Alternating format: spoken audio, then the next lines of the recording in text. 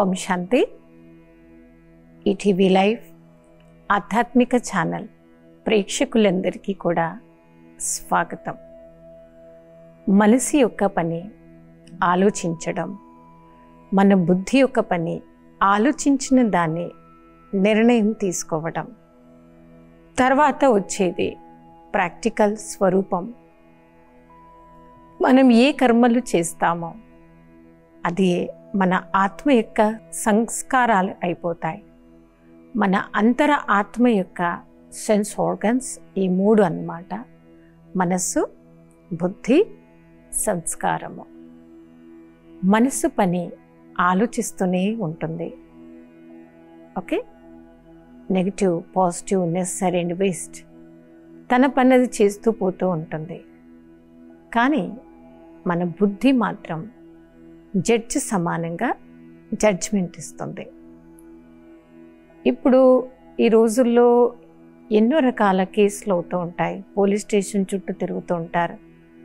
ఇక్కడ తిరిగి అక్కడ తిరిగి ఎన్ని రకాలుగా ఏం చేసినా ఆ ప్రాబ్లంకి ప్రాపర్గా జవాబు రాలేదనుకోండి, అది కేసు కోర్టులో పెట్టేస్తూ ఉంటారు కదా. ఆ కోర్టు దాకా పోయిందనుకోండి, అంటే ఆ లెవెల్ అంతవరకు ఆ కేసు వెళ్ళిపోయింది.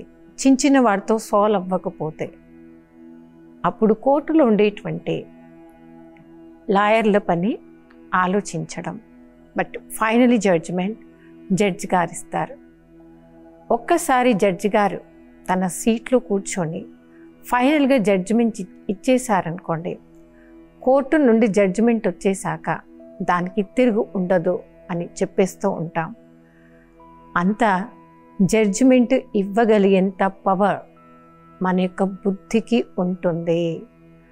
ఒక్కసారి మన బుద్ధి అది రాంగ్ కానీ రైట్ కానీ నిర్ణయం తీసేసుకుందనుకోండి, అది వ్యవహారంలోకి వచ్చేస్తూ ఉంటుంది. అయితే బ్రహ్మకుమారీస్ మెడిటేషన్ సెంటర్లో ప్రతి ఒక్కరూ అభ్యాసం చేసేటువంటి దీన్ని రాజయోగము అని పిలుస్తూ ఉంటాం. యోగి, వియోగి. యోగి అంటే మనసుని భగవంతుడి యందు కాన్సన్ట్రేట్ చేసేటువంటి వారిని యోగి అని అంటారు. భగవంతుణ్ణి మర్చిపోయిన వ్యక్తుల్ని వియోగి అని అంటారు. యోగి అంటే కలుపుకునేవారు, వియోగి అంటే విడిపోయినటువంటి వారు. నేర్చుకునేటువంటి ఒక పాజిటివ్ పద్ధతి అంటే మెడిటేషన్ ఎలా చేయాలో అది నేర్చుకునేటువంటి ఆత్మ తను చేస్తున్నటువంటి అభ్యాసం ప్రయోగం చేస్తుంది. దాన్ని అంటారు యోగాన్ని ప్రయోగం చెయ్యండి. బ్రహ్మకుమారీస్ హెడ్ క్వార్టర్స్ జ్ఞాన్ సరోవర్లో ఎన్నో వింగ్స్ త్రూ మా యొక్క సర్వీసెస్ అవుతూ ఉన్నాయి. అన్ని గొప్ప గొప్ప సర్వీస్లలో ఫస్ట్ నంబర్లో పాజిటివ్గా రిజల్ట్ పొందినటువంటి మా యొక్క వింగ్, ఆ వింగ్ పేరే స్పార్క్ వింగ్. ఈ స్పార్క్ వింగ్ యొక్క మెయిన్ హెడ్ ఆఫీస్ జ్ఞాన్ సరోవర్లో మౌంట్ ఆబులో ఉందండి. ఆ స్పార్క్ వింగ్లో ఉండేటువంటి మా బ్రదర్స్ సిస్టర్స్ ఇదే సర్వీస్ చేస్తూ ఉంటాం. యోగమును ప్రయోగము చేస్తాం. యోగము అంటే మనస్సును భగవంతుడి యందు కాన్సన్ట్రేట్ చేయడము. ప్రయోగము అంటే దాన్ని ఉపయోగించుకోవడం. ఆ ప్రయోగము అంటే అర్థం మనం ఒక వాటర్ థెరపీ కూడా చేస్తూ ఉంటాం అన్నమాట. ఈ ప్రయోగంలో మనం తాగుతున్నటువంటి మంచి నీళ్ళను కూడా మనం పాజిటివ్ ఎనర్జీని ఇచ్చి ఛార్జ్ చేయవచ్చు అండి, ప్రయోగం చేయవచ్చు. ఆ వాటర్ని మీ ఎదురుగా పెట్టుకొని ఆ వాటర్కి మీరు పాజిటివ్ వైబ్రేషన్స్ని ఇవ్వండి. ఆ వాటర్ కూడా ప్యూర్గా అయిపోతాయి, పవిత్రంగా తయారవుతుంటాయి. ఓకే, అలా మంచి సంకల్పాలు ఆ వాటర్కి ఇవ్వండి.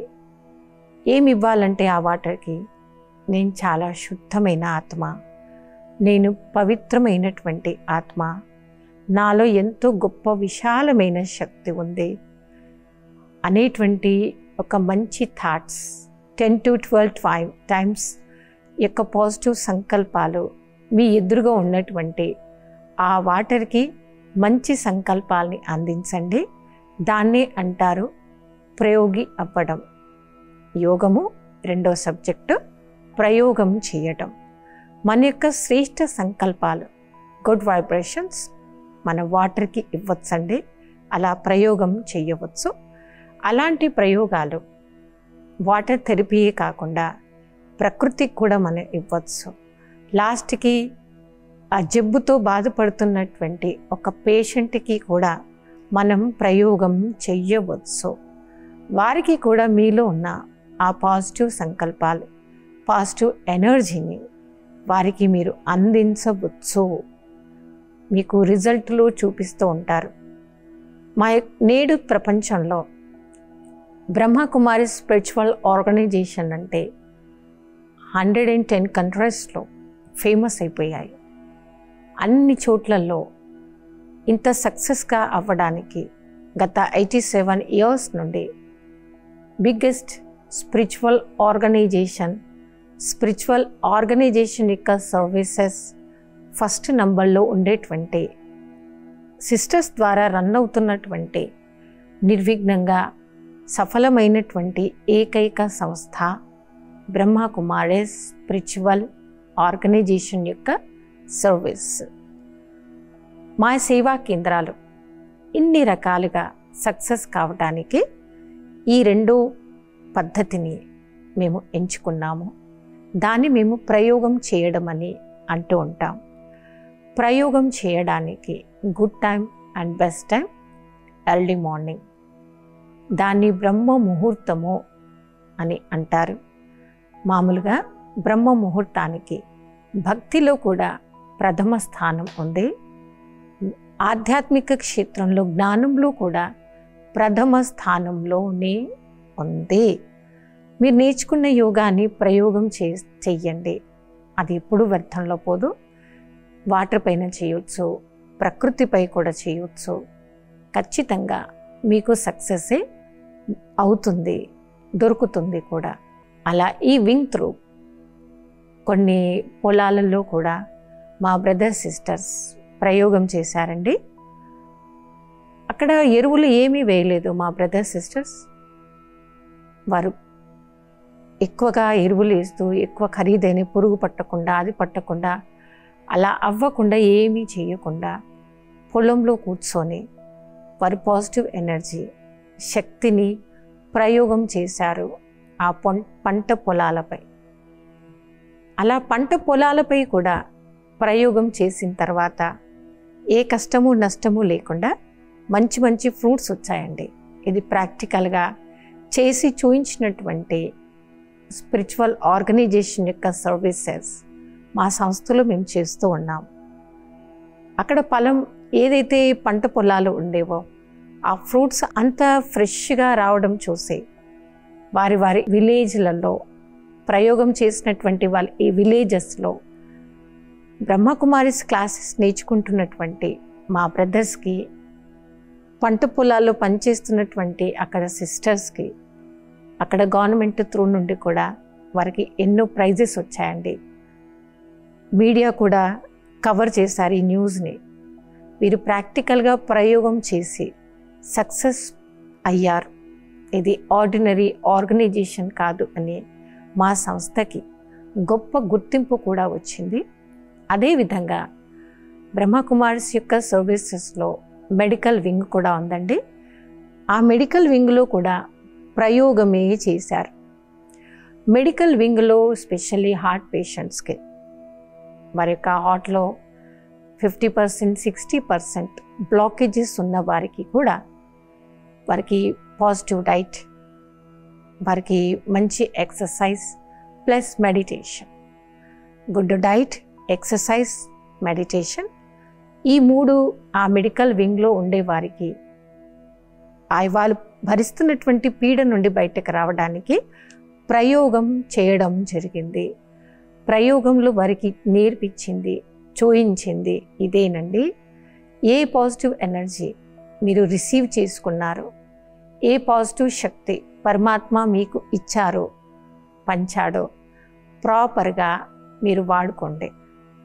మీరు ప్రాపర్గా వాడుకుంటే మీరు పొందిన శక్తి, పొందిన ఎనర్జీ ఎట్టి పరిస్థితుల్లో కూడా మిస్యూజ్ కాదు. అది 100% పాజిటివ్గా మీ పైన పనిచేస్తుంది. ఇది సత్యం అని ప్రయోగం చేస్తూ రిజల్ట్ చూయించినటువంటి ఏకైక సంస్థ బ్రహ్మకుమారిస్ ఈశ్వర్య విశ్వవిద్యాలయం. ఆ విధమైనటువంటి ప్రయోగము ద్వారా కూడా మన ఎన్నో మంచి అనుభవం చేస్తూ ఇతరులతో కూడా చేయించవచ్చు. తర్వాత 3వ సబ్జెక్ట్ సహజ యోగి అవ్వడం. సహజ యోగి, యోగి ప్రయోగి. 3వ సబ్జెక్టు సహజ యోగి.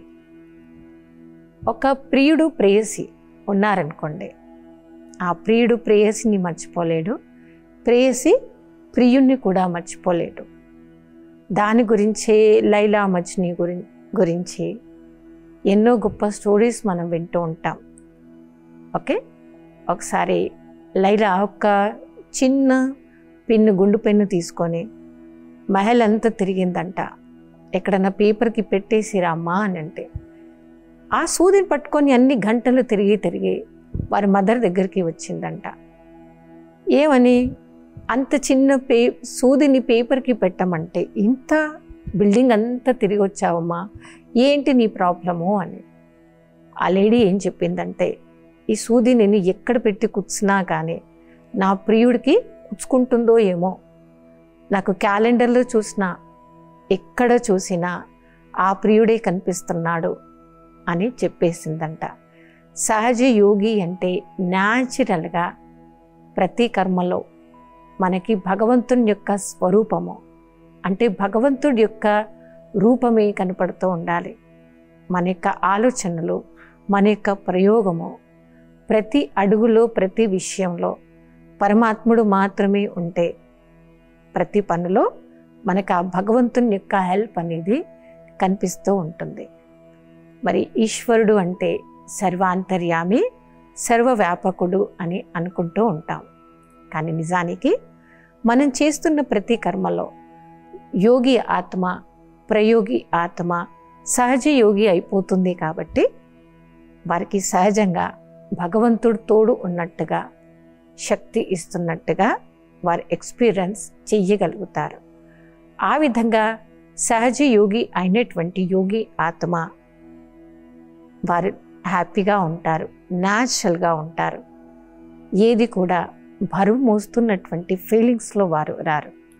అన్నీ కూడా వారికి న్యాచురల్ అయిపోతూ ఉంటాయి. ఎంత న్యాచురల్ అంటే మంచిని తాగడం న్యాచురల్, చూడడం న్యాచురల్, అంతా వారికి పాజిటివ్గా మాట్లాడటం, పాజిటివ్గా తీసుకోవడం, పాజిటివ్గా చెప్పడం కూడా న్యాచురల్ అయిపోవాలి. దాన్ని అంటారు సహజ యోగి ఆత్మ యొక్క లక్షణాలు. అలాంటి సహజ యోగి అయిపోవాలి అనేదే ఒక యోగి ఆత్మ యొక్క లక్ష్యం అనేది అయిపోవాలి. అలా సహజ యోగి అవుతూ నేర్చుకున్న యోగాన్ని ప్రయోగము చేయండి, సహజ యోగి అవ్వండి. ఎంత సహజ యోగి అవుతారో అంత ఈజీగా మీకు న్యాచురల్గా మీకు కావలసినటువంటి సిద్ధి మీకు దొరుకుతూ ఉంటుంది. అలా యోగి, ప్రయోగి, సహజ యోగిగా మనం తయారు కావాలి. సహజ యోగి ఆత్మ వారికి అన్నీ ఈజీగా దొరికాయి అనేటువంటి గొప్ప ఫీలింగ్లో వారు కనపడుతూ ఉంటారు. ఇప్పుడు వెతకకుండా, ఆలోచించకుండా, పరిగెత్తకుండా ఏదైతే మన జీవితంలో దొరికిపోతుంటాయో అవి సహజంగా పొందాను, సహజంగా దొరికింది అని మనం చెప్పేస్తూ ఉంటాం. సహజ యోగి ఆత్మకి కూడా వారికి ఏం దొరికినా ఈజీగా, అంటే సహజంగా దొరికిపోతూ ఉంటాయి. సహజంగా పొందడం అంటేనే దాన్ని భాగ్యం పొందడము, అదృష్టం పొందడము అని అంటారు. మరి ఒక రకంగా అదృష్టవంతులు అవ్వడానికి, భాగ్యశాలి అవ్వడానికి ఒక యోగి ఆత్మకు కష్టపడాల్సిన అవసరం ఏ రకంగా ఉండదు.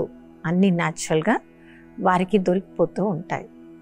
కాబట్టి ఫస్ట్ స్టెప్ యోగి అవ్వండి, అంటే మీ యొక్క కాన్సన్ట్రేషన్ని పెంచుకోండి. పరమాత్మ పరిచయం దొరికిన తర్వాత మెడిటేషన్ పైనే మీరు కాన్సన్ట్రేట్ చేయండి. ఏకాగ్రతని పెంచుకొని మనస్సుని భగవంతుడి యందు లగ్నం చేయండి, ఫస్ట్ స్టేజ్. తర్వాత నేర్చుకున్న దాన్ని సెకండ్ స్టేజ్ మీరు ప్రయోగం చేయండి. సరైన సమయంలో నేర్చుకున్న దాన్ని ఉపయోగించుకోండి. ఓకే, నేర్చుకున్నారు, మీరు నేర్చుకుంది చాలా పెద్ద గొప్ప. సమయం అనుసారంగా వాటిని వాడుకుంటే అది పరమాత్మ మీకు ఇచ్చినందుకు, భగవంతుడి ద్వారా మీరు పొందినందుకు లాభం అవుతుంది. మన దగ్గర అన్నీ ఉన్నాయి, డబ్బు ఉంది, ఆస్తి ఉంది, అంతస్తులు ఉన్నాయి, తెలివి ఉంది, హోదా ఉంది. కానీ సరైన సమయానికి సరైన పద్ధతిలో వాడుకోవడం కూడా రావాలి. అంటే వాటిని ప్రయోగించుకోండి. పరమాత్మ మనకి జ్ఞానం ఇస్తారు, గుణాలు ఇస్తారు, శక్తుల్ని ఇస్తారు. రెండో స్టెప్పు ప్రయోగి అయ్యి సరైన సమయంలో ప్రయోగించడం నేర్చుకోండి. ఇవి రెండు మీకు వచ్చినప్పుడే, ఈ రెండు మీరు చేసినప్పుడే మూడో స్థానము సహజ యోగి అయిపోతారు. చేయగా చేయగా న్యాచురల్ అయిపోతుంది అభ్యాసం. ప్రత్యేకంగా నేను ఏదో చేస్తున్నాను, ఇంకా నేను ఏదో చెయ్యాలో ఏమో అనేటువంటి ఆలోచన నుండి ఈజీగా మీరు బయటకి రావచ్చు. మరి అలాంటి ప్రయోగి ఆత్మలు, సహజయోగి ఆత్మలు మా యొక్క ఆర్గనైజేషన్లో కొన్ని వేల మంది ఉన్నారండి, వేల మందిలో ఉన్నారు. అలా వేల మందిలో ఉన్న ఆత్మలు కొందరు గృహస్థంలో ఉంటూ ప్రయోగం చేస్తున్నారు, ఇంకొందరు సమర్పిత రూపంలో ఉంటూ ప్రయోగం చేస్తూ ఉన్నారు. ఇలా రెండు రకాల వారు నేర్చుకుంది ఇదే పద్ధతి. యోగం నేర్చుకున్నారు, ప్రయోగం నేర్చుకున్నారు, సహజ యోగిగా వారు మారారు. సహజ యోగిగా వారు మారుతూ వారు నేర్చుకునేటువంటి యోగము, ప్రయోగము ద్వారా ఇప్పటి వరకు కూడా సమాజంలో ఒక గొప్ప విలువైన వ్యక్తిగా, సాత్వికమైనటువంటి వ్యక్తిగా వారు కనపడుతూ ఉన్నారు. మేము వారిని చూస్తూ ఉన్నాము. అలాంటి ప్రాక్టికల్ ఎక్స్పీరియన్స్ చేస్తున్నటువంటి ఎక్స్పీరియన్స్ పర్సన్స్ కొన్ని వందల సంఖ్యలో మా సంస్థలో ఉన్నారు. ప్రాక్టికల్ వారి అనుభవం చెబుతూ ఉంటుంది. వారి ప్రాక్టికల్ అనుభవం ద్వారా వారు చెప్పేది ఏంటంటే, మేము సరియైన రోజు పద్ధతిలో సరియైన టైంకి మేము నేర్చుకున్నటువంటి యొక్క పాజిటివ్ మెథడ్ని ఉపయోగించుకున్నందుకే మేము చాలా సంతోషంగా ఉన్నాము, తృప్తికరంగా మేము జీవిస్తున్నాము అని సమాధానం చెప్తూ ఉంటారు. కాబట్టి అలాంటి ప్రయోగాలు చేస్తూ సహజమైనటువంటి యోగిగా ప్రతి ఒక్కరు అవ్వచ్చండి. ప్రతి ఒక్కరికి కూడా అవకాశం పరమాత్ముడు ఇచ్చేశాడు ఎప్పుడో. దానికోసం మీరు చేయాల్సిందల్లా మీ అమూల్యమైన సమయాన్ని వ్యర్థం మాట్లాడుతూ, వ్యర్థం ఆలోచిస్తూ, వ్యర్థమైనటువంటి చింతన చేస్తూ, వేస్ట్గా చేస్తూ, వ్యర్థం పనులు చేస్తూ మీ బ్రెయిన్ ఎనర్జీని పోగొట్టుకోకండి. మన మస్తిష్కం, మన బ్రెయిన్ ఎనర్జీ ఎలాంటిదంటే, ఒక్కసారి వాడేసుకున్నాం, ఒక్కసారి ఉపయోగపడింది అనుకోండి, తిరిగి ఇంకొకసారి మనం సంపాదించుకోలేమో. ఏది వ్యర్థం పోయినా మళ్ళీ రాదు. ఫర్ ఎగ్జాంపుల్గా ఇప్పుడు మీరు చాలా స్ట్రాంగ్ ఉన్నారు, మీరు ఎంత ప్రయత్నం చేసినా మీరు మీ బాల్యాన్ని తీసుకురాగలరా? తీసుకురాలేరు. మీరు ఇప్పుడు వృద్ధాపాయంలో ఉన్నారనుకోండి, ఎంత ప్రయత్నించినా మీరు యవ్వనంలోకి వెళ్ళలేరు. యవ్వనంలో ఉన్న వాళ్ళు ఎంత ప్రయత్నం చేసినా బాల్యంలోకి వెళ్ళలేరు. మరి ఆలోచిస్తుంటారు, నా బాల్యం అంతా దేనిలో పోయింది? వేస్ట్లో పోయింది. దీనిలో, దీనిలో వేస్ట్లో పోయి నేను ఏమి సాధించలేకపోయాను అని. అంటే బాల్యం నుండి యవ్వనంలో కూడా మీరు వేస్ట్ చేస్తే ఏం చేయలేకపోయారు. యవ్వనం నుండి వృద్ధాపాయం వరకు కూడా వేస్ట్ చేసి మీరు తిరిగి వెళ్ళలేరు. ప్రజెంట్ మీరు బాల్యంలో ఉన్నారా? యవ్వనంలో ఉన్నారా? వృద్ధాపాయంలో ఉన్నారా? ఎవరు ఎక్కడున్నా వయసుకుని బట్టి మీరు ప్రయోగం చేయవచ్చు. అందుకని చిన్నపిల్లలకు కావలసినటువంటి సమ్మర్ క్యాంప్స్ అవి కూడా మేము పిల్లల కోసం చేస్తూ ఉంటామండి. అదేవిధంగా యవ్వనంలో ఉండేటువంటి యూత్కి మా యొక్క యూత్ వింగ్ కూడా ఉందండి. యూత్ వింగ్ సర్వీస్లు 3 మేము చేస్తూ ఉంటాము.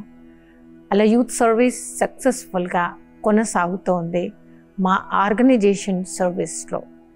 తర్వాత వృద్ధుల కోసం కూడా గొప్ప గొప్ప బ్రహ్మకుమారిస్వే వృద్ధాశ్రమాలు కూడా ఉన్నాయండి. వృద్ధులకి కూడా మేము వృద్ధాపాయంలో ఉన్నాం, ఇంకా అయిపోయింది లైఫ్, మేము ఇంకా ఏం చేయలేమో అనేటువంటి ఫీలింగ్ రాకుండా వారి కోసం కూడా మేము రకరకాల మెసేజ్ వారికి చెప్తూ వారికి తగ్గటువంటి వారి వయసులో వారు చెయ్యగలిగేటువంటి ప్రయోగాలు కూడా వారు చెయ్యవచ్చు. వృద్ధులు కూడా ఎలాంటి ప్రయోగాలు చేయవచ్చు అది మేము కూడా ప్రయోగం రూపంలో వారికి నేర్పిస్తూ ఉన్నాము. కాబట్టి అలా సహజ యోగిగా మనం అయినప్పుడే ఒక ఆదర్శవంతమైనటువంటి జీవితం ప్రతి ఒక్క మానవుడికి తయారవుతుంది, ఏర్పడుతుంది. కాబట్టి యోగి ఆత్మ, ప్రయోగి, సహజ యోగి అలా 3 రకాల వ్యక్తులు ఎలా ఉంటారు, ఆ 3 రకాల వ్యక్తుల యొక్క వ్యవహారం ఎలా ఉంటుంది, దానికోసం ఈరోజు ఎపిసోడ్లో ఎన్నో విషయాలను చర్చించుకున్నాం. మరికొన్ని మంచి విషయాలతో రాబోయే ఎపిసోడ్లో కలుద్దాం. అప్పటి వరకే ఓం శాంతి.